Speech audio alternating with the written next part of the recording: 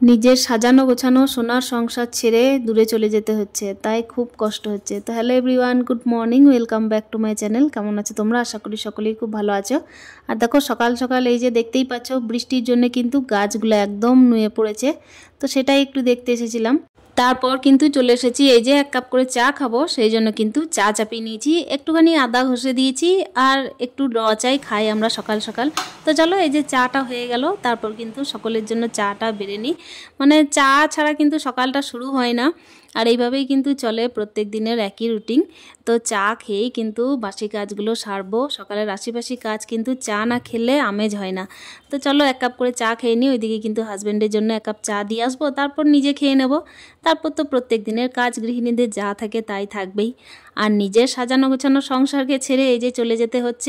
Packing তো আগের দিন মোটামুটি হয়েই ছিল, কিন্তু কিছুটা প্যাকিং বাকি ছিল। ওই যে যাওয়ার সময় মনে পড়ে না টুকটাক কিছু জিনিস, সেরকমই বলতে পারো। ছেলের জন্য দেখতেই পাচ্ছ এখানে কিন্তু একটা ট্রলিতেই কিন্তু ভরে নিয়েছি সমস্ত কিছু, কিন্তু একটা প্যাকেটের মধ্যে রেখেছি। আসলে ছোট বাচ্চা তো, জিনিস যদি ভুল হয়ে যায় সেজন্যই। আর বই খাতা তো সাথে আছেই। তো চলো এবার বাসি কাজগুলো সেরে নিই।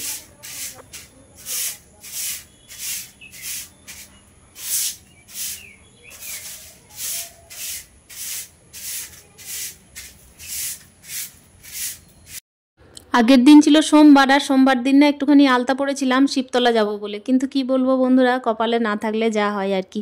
নিজের সাজানো গোছানো সংসারকে ছেড়ে এই যে চলে যেতে হচ্ছে না, মনটাও ভীষণ খারাপ। ওই জন্য কিন্তু মনের মধ্যে এনার্জি ছিল না, তাই যাওয়াও হলো না।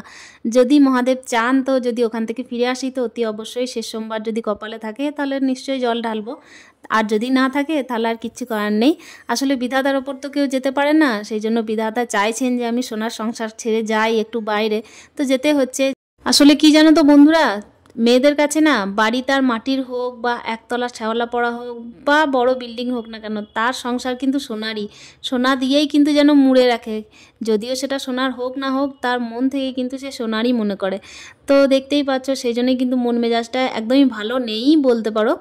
মেয়েরা তার সংসারকে এতটাই ভালোবাসে যে তার তুলনা কিন্তু অন্য জিনিসের সঙ্গে সে করেই না। নিজের শ্রম দিয়ে হোক, নিজের বুদ্ধি দিয়ে হোক, এতটাই নিজের সংসারকে গচ্ছিত করে রাখে যে পরবর্তী দিনে যদি সেই সংসার ছেড়ে যেতে হয় না, খুব কষ্টই লাগে। আর বিশেষ ক্ষেত্রে কি বলতো, যদি সংসার ছেড়ে যেতে হয় তো সেই সংসারকে যেন সে গুছিয়ে রেখে যেতে পারে, আর এসে যেন গোছানো দেখে, এই চিন্তা যেন তার মনের মধ্যে সব সময় চলতে থাকে।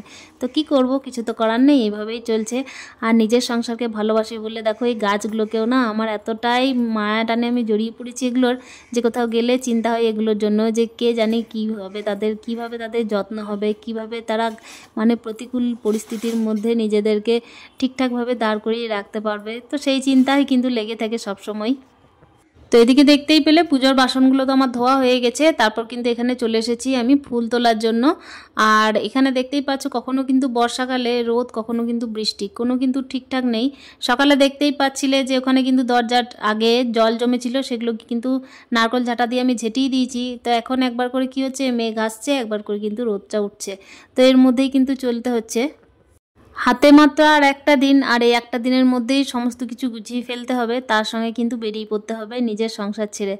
আসলে মায়া টান এতটাই বেশি, আর সংসারটাকে নিজের হাতে করে গুছিয়েছি, তো তার জন্য কিন্তু একটুখানি কোথাও যেতেও ইচ্ছা করে না।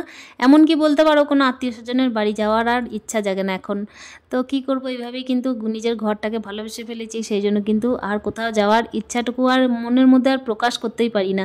মনে হয় কি যে নিজের সন্তানের মতো যে সংসারটাকে গড়ে তুলেছি, সেই সংসারটা যেন কোনো রকম অগোছালো না হয়ে যায়। তো দেখতেই পাচ্ছ, সে কারণে কিন্তু সমস্ত জায়গা আমি সেইভাবেই কিন্তু রাখার চেষ্টা করি। আর এখানে দেখো ফুলগুলো এত সুন্দরভাবে ফুটেছে না, যে তুলতেও মায়া লাগে, আর না তুললেও কিন্তু গাছগুলো আর পরবর্তী দিনের জন্য গ্রো হবে না। তো গাছের মধ্যে যখন বৃষ্টির জল পড়ে তখন দেখবে এত ভালো লাগে দেখতে। আর এই যে এত বড় বড় ফুল দিচ্ছে, তাতে কিন্তু মনটাও প্রচণ্ড পরিমাণের ভরে যায়। আসলে যতটুকু সময় পাই সেই সময়টুকু নিজের জন্য না দিয়ে সমস্ত সময়টাকেই আমি সংসারের পিছনে ব্যয় করি।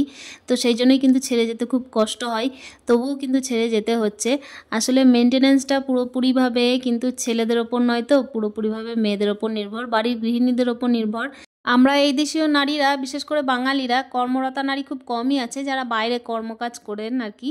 তো যারা করেন তাদেরকে তো আমি মন থেকে রেসপেক্ট করি, কিন্তু যারা করেন না, যারা নিজের সংসারটাকেই নিজের কর্মজীবন মনে করে নিয়েছেন, নিজের ধর্মজীবন মনে করে নিয়েছেন, তারা কিন্তু সংসার ছেড়ে আর অন্য কিছুর কথা ভাবতেই পারে না। তো তো কিছু করার নেই, কর্মজীবন আর ধর্মজীবন সংসারের মধ্যে থাকলেও কিন্তু তার বাইরেও কিছু একটা জীবন থাকে। তো এগুলোও কিন্তু নিজের ধর্মের মধ্যেই পড়ে। কি করব, তার জন্য দেখো সংসারের কাজের সাথে সাথে কিন্তু বেরিয়ে পড়তে হচ্ছে বাইরে। বাইরে যাচ্ছি এই কথাটা তো অনেকবারই বলেছি। তো বাইরে যাওয়ার সাথে সাথে কিন্তু একটা কথা বলি, যতটুকু সময় নিজের সংসারের পিছনে ব্যয় করি না কেন ততটাই যেন কম মনে হয়। তাই একটা দিনের জন্য থাকলেও কিন্তু নিজের সংসারকে ঠিক একইভাবেই ভালোবাসবো। যেমন করে যতটুকু সময় নিজের সন্তানের জন্য ব্যয় করি, যতটুকু সময় নিজের সন্তানের ভালোর কথা চিন্তা করি, ঠিক সেইভাবেই কিন্তু ভালোবাসবো নিজের সংসারকেই। আসলে আমার ক্ষেত্রে একা নয়, প্রত্যেকটা মহিলার ক্ষেত্রেই একই। সংসার ছেড়ে যেতে কিন্তু পিছুটান একটা থেকেই থাকে।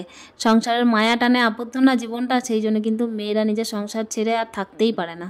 এদিকে আমার পুজো হয়ে গেল, আর আমার ছেলে কি বলছে জানো, আমার ছেলে বলছে মা গপুকে নিয়ে চলো, মানে গপুকে তো ভাই বলে, গোপাল ভাইকে কিন্তু নিয়ে চলো। তো এটা তো সম্ভব নয় বলো, তো কি করব, তাকে কিন্তু রেখে যেতে হচ্ছে আমার এক মামির বাড়িতে। মামি গোপাল সেবা খুব পছন্দ করেন, আসলে মামি কিন্তু গোপাল আর শ্রীকৃষ্ণ নিয়েই থাকেন, তো ওনাকেই দিয়ে যাচ্ছি। তো এদিকে দেখতেই পাচ্ছ পুজো টুজো হয়ে গেল, তারপর কিন্তু চলে এসেছি এদিকে রান্না বসানোর জন্য। চাল যেভাবে কিন্তু প্রত্যেকদিন এক মুষ্টি তুলে রাখি সংসারে মঙ্গলের জন্য, সেরমভাবেই তুলে রাখলাম। মনটা জানো তো বন্ধুরা একদমই ভালো লাগছে না। ওই যে বললাম ছেড়ে যেতে হচ্ছে, তো ছেড়ে যেতে হচ্ছে, এবার কতদিনের জন্য যাব কতদিনের জন্য না, সেই জন্য কিন্তু মন মেজাজ একদম ভালো লাগছে না যে আর মাত্র একটা দিনের জন্য বাড়িতে থাকা, তারপর কিন্তু ভোরবেলায় চলে যেতে হচ্ছে। মন মেজাজ একদম যেন ঠিকঠাক চলছে না, আর হাত পাও যেন ঠিকঠাক চলছে না। মনের মধ্যে যেন একটা কেমন একটা অনুভূতি কাজ করছে, কে জানে কেন, বুঝতে পারছি না। এর আগেও গেছি কিন্তু এইবারে কেন জানি না একটু বেশি মায়া টানে জড়িয়ে পড়েছি নিজের সংসারের প্রতি। আজকে শুধুমাত্র গায়ে স্নান করেছি, একটু পরে কিন্তু হেনা করব, সেই জন্য চুলের মধ্যে কোনো রকম জল দিইনি। যদিও শ্যাম্পু করব মনে করেছিলাম, কিন্তু এখন করব না। তো দেখতেই পাচ্ছ এখন এই যে ডাল বসিয়ে নিচ্ছি, একটা কৌটোর মধ্যে ডাল ছিল আর একটা প্যাকেটের মধ্যে ডাল ছিল। তো কৌটোর ডালটা শেষ হয়ে গেছে, প্যাকেটের ডালটা বের করলাম, প্যাকেটের ডালটা পরে ঢেলে নিচ্ছি। তো এখন কিন্তু তাড়াতাড়ি করে রান্নাটা সেরে ফেলি। একটু হালকা পাতলা রান্না করব আজকে, ভাত করব আর তার সাথে হচ্ছে লাউ দিয়ে ডাল করব আর সয়াবিনের তরকারি করব। তার সাথে খাওয়ার টাইমে কিন্তু একটু ডিম অমলেট করে দেবো, কেন কি আমি তো খাই না মঙ্গলবারে, কিন্তু আমার হাজব্যান্ড খাই, তো তাদেরকে আমি একটু ডিম অমলেট করে দেবো বাস। তাছাড়া আর কিছু করব না, কেন কি আজকে যদি রিচ খাবার খাই তাহলে কিন্তু পরের দিন কিন্তু যেতে খুব অসুবিধা হবে, আর অনেকটাই জার্নি বুঝতেই পারছো। তো সেই জন্যই কিন্তু আজকে একটু হালকা পাতলার মধ্যেই রান্না করে সেরে ফেলবো খাওয়া দাওয়া। তারপর কিন্তু তাড়াতাড়ি রান্না করেই আমাকে ওই যে হেনা নিতে হবে আমি বললাম না, আর হেনা করার পর শ্যাম্পু করব, সেই জন্যই কিন্তু অনেকক্ষণ চুলের মধ্যে হেনাটা রেখে দিতে হয়। তো রান্নাটা আগে সেরে ফেলছি সেই জন্যই, নাহলে কিন্তু সংসারের কাজে দেরি হয়ে যাবে। আর এখানে দেখতেই পাচ্ছ রান্না কিন্তু ওদিকে চলতে চলতে এখানে কিন্তু একটা ভিক্ষুক এসেছিলেন। তো ওই যে আশ্রমের যে কালেকশনগুলো থাকে সেইগুলোর জন্যই, তো ওখানে কিন্তু আমি দিয়ে দিলাম। তারপর কিন্তু এদিকে রান্না বান্না কমপ্লিট করে আমি কিন্তু চলে যাব স্নান সারবো। তো তার আগে বলি যে স্নান তো সকালে করে নিয়েছি, তো এই যে আমি একবার হেনা নেব বললাম, তো সেই জন্যই কিন্তু ওদিকে আমার রান্না বসানো আছে। আর এদিকে এক ভিক্ষুক এসেছিলেন, ওনাকে তো আমার দেওয়া হয়ে গেল যা দেওয়ার ছিল আমার, তো দান সামগ্রী সেটুকু আমি দিয়ে দিলাম নিজের সামর্থ্য মতো। তারপর কিন্তু গেছিলাম একটুখানি ওই যে দোকান থেকে এই যে পাঁপড়গুলো আমার ছেলে খেতে খুব ভালোবাসে, তো ওটা নিয়ে এলাম। আর তার সাথেও হ্যাপি হ্যাপি কুকিগুলো না খুব খেতে ভালোবাসে, তো ওইটাও নিয়ে এলাম। এদিকে আমার বোতলে শ্যাম্পু শেষ হয়ে গেছে, সেই জন্য কিন্তু শ্যাম্পুর পাতা আর কন্ডিশনার দুটোই নিয়ে চলে এসেছি। আর মাঝে কিন্তু আমি শ্যাম্পু করার আগে হেনাটাও নিয়ে নিয়েছি তোমাদের সাথে গল্প করতে করতে।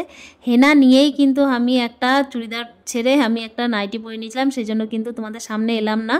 আসলে সংসার বুঝে করতে হয়, ওই যে বললাম সংসারের কাজগুলোও বুঝে করতে হয়। তো সেই জন্য দেখো আমি কিন্তু আর সামনে আসছি না কেন জানো তো, আমি একটা ছেঁড়া নাইটি পরে আছি, তার সাথে কিন্তু গামছা জড়িয়ে আছি। যারা যারা হেনা করো তারা তো বুঝতেই পারছো। তো এখানে আমি ডালে ফোড়ন দিয়ে নিলাম, আর রান্না কিন্তু আজকে হালকা পাতলা।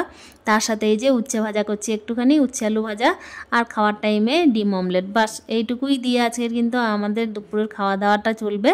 উচ্ছে আলু ভাজাটা চাপিয়েছি দেখতেই পাচ্ছ, কোনো পেঁয়াজ কিন্তু দিইনি। আসলে বই যে বললাম আমি কিন্তু মঙ্গলবারে খাই না, তো সেই জন্যই কিন্তু পেঁয়াজ ছাড়াই করলাম, আলু আর উচ্ছে দিয়েই ভাজা করছি। তো তার সাথে কিন্তু দুপুর টাইমে ওদেরকে তো যা করা সেটা করে দেবো। ওদিকে কিন্তু আমার রান্না বান্না হয়ে গেছে, আর এখানে কিন্তু চলে এসেছি এই যে গ্যাস ট্যাস মুছবো, তার আগে কিন্তু এই জায়গাটাও মুছে নিচ্ছি। আর এখানে দেখতেই পাচ্ছ আমি কিন্তু একটা ছেঁড়া নাইটি আর গামছা ঢাকা নিয়ে আছি, ওই জন্যই কিন্তু তোমাদের সামনে এলাম না। তো তোমাদের কার কার সংসার ছেড়ে যেতে এতটা মোহমায়ার মধ্যে পড়তে হয় আমাকে কিন্তু কমেন্টের মধ্যে অতি অবশ্যই জানাবে। এদিকে কিন্তু রান্না বান্না হয়ে গেছিলো, কড়াইয়ের মধ্যে যে ডালটা ফোড়ন দিয়ে রেখেছিলাম সেটা কিন্তু আমার ঢালা হয়নি, ঢেলে নিলাম। আসলে সংসার তো মায়ার বাঁধন ছেড়ে কেই বা যেতে চাই।